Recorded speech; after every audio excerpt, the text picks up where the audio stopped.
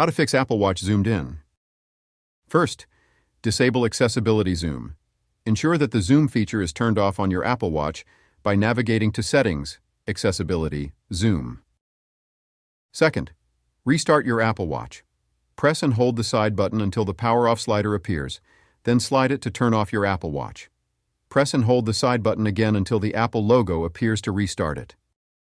Third, update watchOS.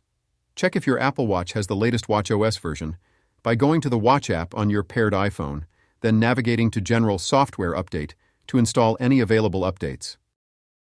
Fourth, reset zoom settings. If the issue persists, reset any custom zoom settings by going to Settings, General Accessibility, Zoom on your Apple Watch, and tapping on Reset Zoom. Fifth, unpair and pair your Apple Watch. If the problem persists, try unpairing your Apple Watch from your iPhone and then pairing it again. Remember to back up your Apple Watch before unpairing.